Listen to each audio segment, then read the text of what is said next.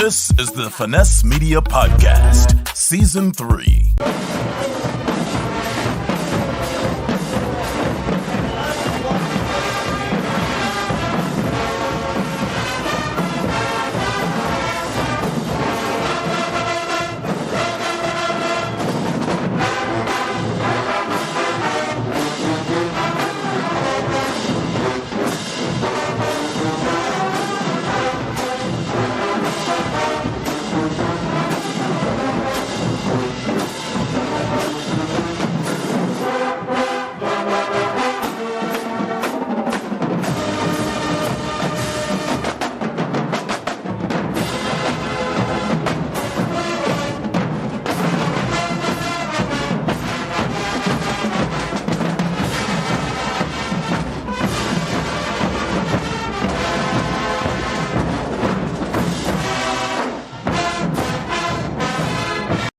Of the crop. I'm serious. UAPB, they work magic. They really do. They work magic. I'm so thankful that someone gave me an opportunity, because that's exactly what the University of Arkansas did for me.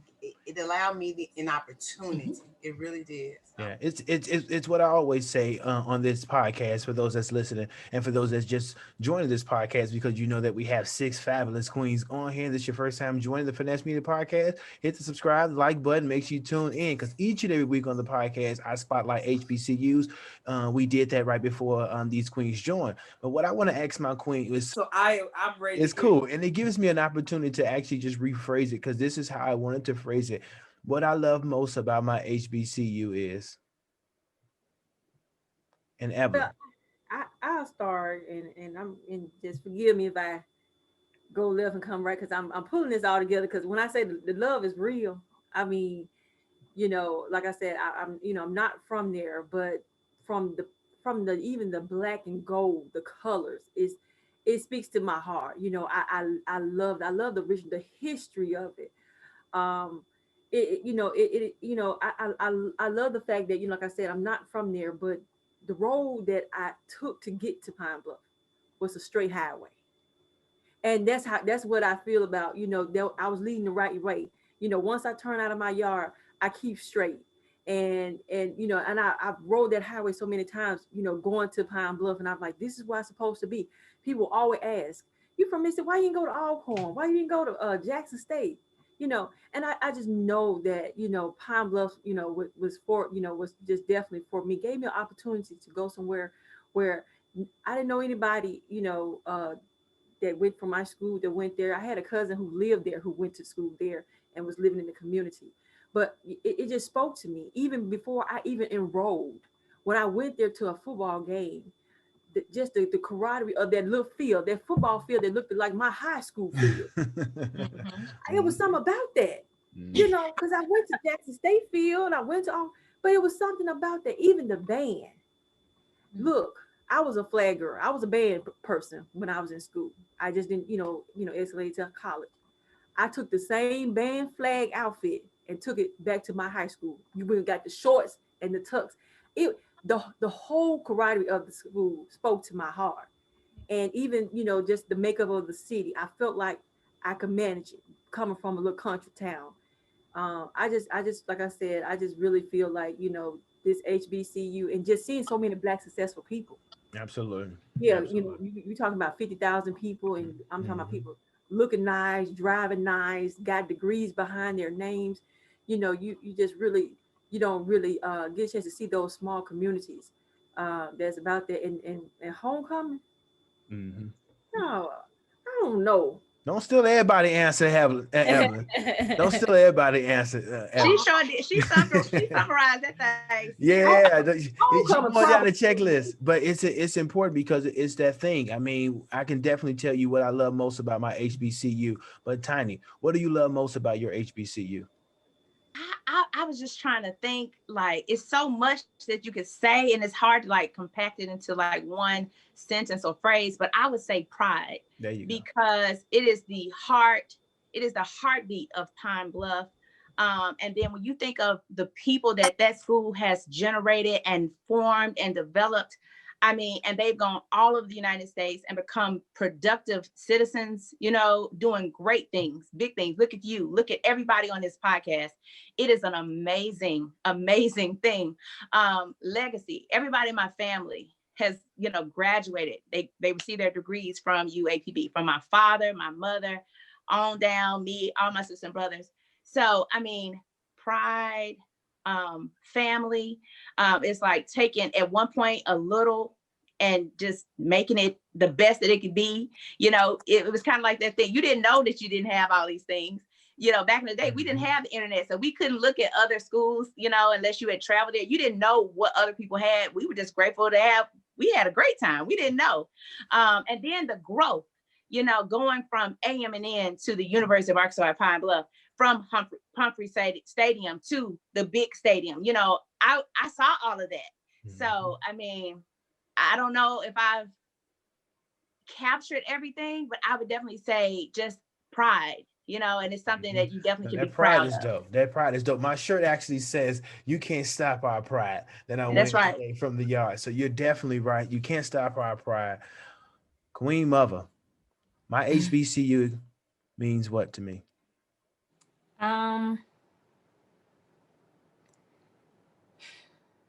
Can I rephrase that? Absolutely. I love and appreciate my HBCU for my sisters, for the women that I was surrounded by while I was trying to navigate my beginning steps into womanhood, for the women and for my brothers and sisters who propped me up when I needed it the most. I'm thankful for my HBCU experience for triggering me and showing me where I was lacking and showing me what I needed to examine in order to become a better woman, a more refined woman. I'm thankful for my HBCU experience. Yeah, for those things, for helping me to discover who I am. I had a lunch with Dr. Davis, and he said the end of education is to know God. In finding God, you'll find yourself. And I've never known anything to be more true than that. Absolutely. It wasn't necessarily the education that I received at UAPB as much as it was the road to self-discovery that I was on. And my God, was it golden. Okay. In close, Angelica Perkins. Oof. Okay, what's the question? My HBCU experience means what to you? Oh, I lost the question. Somebody can rephrase it. I'm remixing it each. Well, I'll roll with that one. What is your what I love most about my HBCU is what? What I love most about my HBCU, my UAPB, is it brought me connection. Like I shared my story earlier, just being so foreign to the experience, but I longed for that so much growing up with my mom, you know, not having that connection for the first time. Like I felt it and I was accepted. And, you know, I'm sure a lot of you have experiences, whether in your childhood or adulthood, but being the model minority. And, you know, on one hand, it's like, okay, they think I'm good. They like me. But on the other hand, it's like, nobody gets me. And then there are just some spaces that are theirs that we, you know, can take part in and enjoy, but we're really not meant for those spaces. And it makes you feel like you're not good enough. But I blossomed at UAPB because it was where I was supposed to be. So it gave me that connection and it was just priceless. That's beautiful, man.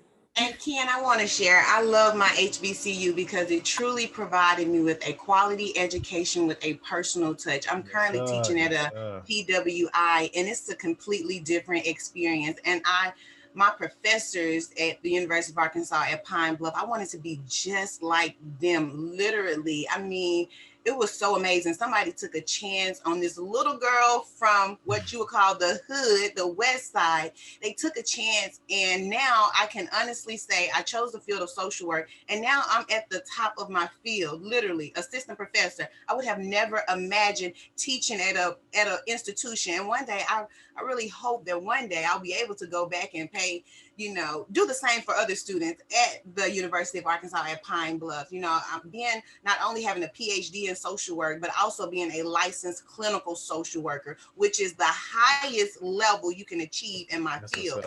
So UAPB really, really opened doors. And I'm telling you, I cannot wait to provide other students with scholarships to attend the University of Arkansas at Pine Bluff. So that's my next goal. That's my next move. That's what's up. That's what's up. Last but not least, the Miss Current 2019-2020 Miss Alumni Shia. What do you love most about your HBCU? Piggybacking on what Dr. Glover just said, quality education, personal touch. Again, transferring to the university, my greatest experience and the thing that propels me the most. We're sitting in the library one day. Once upon a time, I was a mathematics major, and Dr. Lawrence Arnett Davis Jr. walks in with some dignitaries. And one of the students said, I'm gonna ask Chancellor Davis to come over here and help us with this math problem. And I looked like, girl, that's the Chancellor. Chancellor don't have time to come over here and deal with a math problem. And she was like, but he was a math teacher first. So she called him over and literally just said, Chancellor Davis, we need some help. Chancellor Davis walked over to that table, took his suit coat off, and until we understood that part. And I'm just sitting there in awe because I just transferred from an institution where somebody almost hit the chancellor in the walkway because they didn't know he was the chancellor. And now I'm sitting at a table and my current chancellor is sitting here teaching us a math problem, and those dignitaries had to wait. And I just felt like if he cared that much about our education and up forward, the least I could do would be the best student that I could be. And it was just unbelievable to me to be that close to chancellor, because everywhere else I had been, you don't get those encounters where you just have a one-on-one with the chancellor. But he sat there and he made sure we were okay before he left and did everything that he needed to do. And that has stuck with me since the fall of 1997. And it's just like, okay, this is what they talk about when they speak of HBCUs. This is the family. This is we sincerely care about you and what it is that you're trying to do. You're not just a number. You're not just a financial aid check. You are a person that can go on to do great things as long as we continue to feed you and build you up. So that's what UAPB is to me. That's what's up. It's interesting that you just mentioned the chancellor's middle name, because a funny story, he got me. We had the alumni assembly and I was introducing the chancellor, and I was like, ladies and gentlemen, let's welcome Chancellor Dr. Lawrence Arnett Davis Jr. He came up and said, Queen Pace, I'm going to get you. But he was the best. Yes. He was so awesome. I just love my UAPB family, and I tell everybody everywhere I go, even now, I proudly bleed black and gold. Wherever I go, you're going to know that I'm a graduate from the University of Arkansas at Pine Bluff. And that's a definitely good segue, because we're going to wrap it up just like this and let people know that's been watching us for the entire hour. Plus, this is part 2. So again, thank you for joining us again. But as we get up out of here, I want each and every lady to kind of let the viewers know, the alumni, the current students at UAPB, know what you're currently doing in your professional field. And if you care to share your social media connections or your website, also shout that out. And I'll start from my right to my left, and it's going to be kicking it off with Queen Mother. Hey, all right. Well, I reside in Atlanta, Georgia. I am a spoken word artist by trade. I host at Apache every third Monday. I also host different writers' workshops as well around the city. I'm one half of Kiss Your Mother with That Mouth. We host different writers' workshops as well as other different events. I also sell cars. So if you're in the metro Atlanta area looking for a vehicle, you got messed up credit, don't worry about it. I'm gonna work with you and I'm gonna help you build your stuff up so that you can get out of them cash cars. But I ain't knocking you if you into that kind of thing, but I'm trying to help y'all lease and get y'all credit up in these next couple of years. So look me It's up. 2021. You better get yourself together. Them taxes coming out next month, so you better be careful how you spend your money. Okay. Dr. Glover. Absolutely. So I'm currently a social work professor. I love everything that I do, but part-time, I started my own business. I have a business partner, and it's called Level Up Social Work. One thing I found that as students graduate, they have a challenging time in passing their licensure exam. So with Level Up Social Work, we offer prep courses. Shameless plug, our very first webinar will be in 3 days, so you can register today. I'm on Facebook. It's Tamara Pace Glover. I'm on Instagram, Dr. Tamara Pace Glover, and it's levelup.socialwork@gmail.com. So if you're looking to pass your licensure exam, please inbox me or please send me an email. Thank you. There you go. There you go. Lashia, you got it next at the mic. I am the director of the McNair Scholars Program at the University of Arkansas Little Rock. So basically, I take college students and help them get prepared to go and achieve their PhD professionally. And I also have a business. I am the owner of Let's Do Launch LLC, and it is a group where we try to help female entrepreneurs get different courses set up to launch different businesses, different services, and different products. And so I am on Facebook and Instagram at Let's Do Launch LLC on Facebook, and then Let's Do Launch on Instagram. So Angelica Perkins. Yes, currently I am a social media communication specialist, but I am also starting up a media company, which is very much in the works. See my clapperboard back there. And I'm servicing the Pine Bluff and Arkansas area. Shaw, Mississippi. Evelyn Henry Queen. Yes, I'm currently the owner of Golden Heritage Adult Day Service and Personal Care Service in Rouville, Mississippi. I'm currently living in Shaw, Mississippi. And I'm currently serving as the vice president of the West Ball Consolidated School District. Thank you. That's what's up, Evelyn. And last but not least, our queen, my first queen, 2004, 2005, Miss University of Arkansas at Pine Bluff, Tiny Johnson Queen. All right. Well, several things. I'm a registered nurse, women's health nurse practitioner. I work as a church administrator for Full Council Ministries.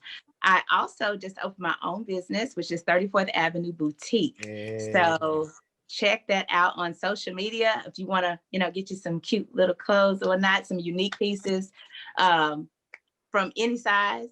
It's at 34th.avenue or www.34thavenue.com. If you want to follow me on social media, on Instagram, I am Tiny Marie at I am Tiny Marie, and on Facebook, Tiny Johnson. That's what's up. That's what's up. Thank you. Thank you, Queen Instagram Johnson. is at Afro_Angie_. I totally forgot to say that, but yes, show your girl some love. Afro Angie. Okay, yeah. That's what's Yeah, up. my social media is just Mother the Creator. And last but seeing how we're still on YouTube, this is going to be streamed on YouTube. Go ahead and like and subscribe my YouTube channel too. It's the Glover Family. I'm just going to throw that out there. We do videos here and there. I'm just saying, trying to grow my following. all right. And last but not least, my co-host for tonight, my soror, Catilia Jackson. Again, thank you so much, Queen, for doing this with me. Let folks know what you're doing professionally and how they can keep up with you on the social net. Professionally, I am a Girl Scout. So, that just kind of falls in line with everything I talk on social media and everything, all about girls empowerment, women's empowerment, making sure that our girls are going to the next level. I am somehow, they said that I am qualified to be somebody's regional director. So, I have a team that I work with, and what we do is we believe that every girl deserves this program, and it's our job to give it to them. So that's my shameless plug. My personal social media, Body Moxie, if you're into body jewelry, and KT McDowell is my Facebook. So, I'd love to have y'all there. Come join us in some conversation. We have a lot of fun. We talk a lot of mess, get some political information out. We do some creative things. It's a lot of fun. Thank you so for having me. Ken, everybody calling you Ken, everybody calling you Ken. You KB to me. So, for sure. Thank you for having me. It has been an absolute pleasure. Thank you so much. Absolutely, absolutely. And again, thank you again across the board, Queen Johnson, Queen Henry, Queen Perkins, Queen Muhammad, and Queen Mother, and Queen Pace. I'm gonna call her Dr. Glover though. Thank you, Queen, for joining us and kicking us off. No better way with the Finesse Media podcast on this episode for 2021. So again, happy New Year to everyone. I'll toast to you ladies out to the door. If you have some, if you got your crown, you can nod that. It doesn't matter. But again, Queens, thank you so much for joining this episode of Finesse Media podcast. And again, I'm your host, Ken Finesse Media, and you've been listening to something brand new. And we'll see you next week. See you. Take care.